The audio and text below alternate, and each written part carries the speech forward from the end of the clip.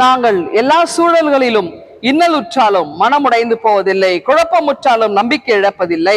2 கொரிந்தியர் 4:8. ஒருத்தருக்கு கஷ்டம் வந்தா வந்துட்டே இருக்கும்.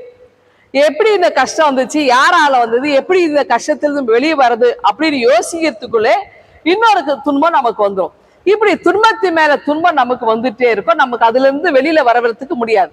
அப்ப அதுல இருந்து வெளியே வருவதற்கு நாம் என்ன செய்யறோம்னா, இந்த வாழ்க்கையை நாம சரியாக புரிந்து கொண்டு அதை நாம் ஏன் இந்த பிரச்சனை வருது நம்ம சரியா அதை அனலைஸ் பண்ணும்போது அந்த பிரச்சனையிலிருந்து நம்ம வெளியே வருவதற்கு நமக்கு கடவுள் நமக்கு துணையாக இருந்து வருகிறார். இயேசு கிறிஸ்து நமக்கு உறுதுணையாக இருந்து உற்ற நண்பராக இருந்து நம்மை வழி நடத்துறார். அப்போ இந்த மாதிரி ஒரு பிரச்சனை வரும்போது நீங்க என்ன செய்யணும்னா, உங்களுக்கு ஒரு விஷயத்த நான் சொல்லித்தரேன், அதை நீங்க சொல்லுங்க. அதாவது ஒரு துன்பம் வருது, இதுல இருந்து நான் வெளியே வரணும் அப்படின்னா நீங்க என்ன சொல்லணும்னாக்கா, நான் உயிர் தெழுதலின் மகன், நான் உயிர் தெழுதலின் மகள், எனக்கு இந்த பிரச்சனை வராது அப்படின்னு சொல்லுங்க. ஏன்னா இந்த மரணம் சாவு என்பது துன்பத்துக்குரியது. அப்ப ஆண்டவர் அந்த துன்பத்தை ஏற்றார். அப்ப அதிலிருந்து அவர் வெளியே வந்தார் உயிர் தெழுதலின் வழியாக. துன்பம் அவரிடத்துல இல்லை, இப்பொழுது மகிழ்ச்சி இருக்கிறது.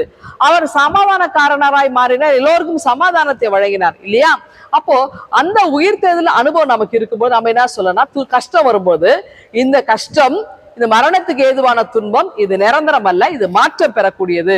நான் ஏனென்றால் நான் உயிர் தெழுதலின் மகன், நான் உயிர் தெழுதலின் மகள் அப்படின்ற ஒரு விசுவாசம் நமக்குள்ள வரும்போது ஒரு துன்பம் வந்தாக்கா நம்ம சந்தோஷமா அதை ஏற்றுக்கணும். மகிழ்ச்சி வரும்போது நம்ம ஏற்றுக்கிறோம் இல்லையா? ஒரு சந்தோஷம் நம்ம வாழ்க்கையில வரும்பொழுது நம்ம என்னெல்லாம் நம்ம திட்டமிட்டு மகிழ்ச்சியா இருக்கிறோம், ரொம்ப ஆடி பாடி மகிழ்ந்து இருக்கிறோம், சிரிக்கிறோம். அப்போ துன்பம் வந்தா மட்டும் நம்ம ஏன் தோண்டு போறோம், துன்பத்தை ஏன் நம்ம ஏற்றுக்கொள்ள முடியல? அப்ப அதையும் நம்ம என்ன செய்து ஏற்றுக்கொள்வது நம்ம பழகி கொள்ள வேண்டும். அப்ப அதெல்லாம் வள்ளுவர் இருக்கன் வருங்கால் நகுக, மகிழ்ச்சியாயிருங்க. ஏனென்றால் அந்த துன்பம் நிரந்தரமானது கிடையாது.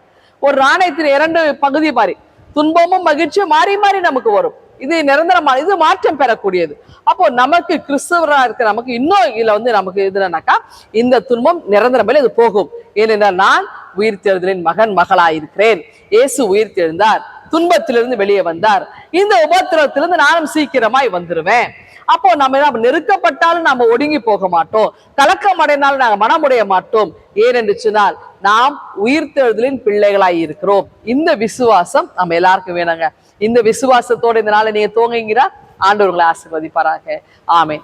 எங்கள் அன்பின் ஆண்டவரே, நாங்கள் உயிர்த்தெழுதலின் பிள்ளைகள் என்கிற விசுவாசத்தை நிலைத்திருக்க கர்த்தர் கிருபை தாரும். மீட்பர் இயேசுவை ஜெபிக்கிறோம் எங்கள் அன்பின் ஆண்டவரே. ஆமென்.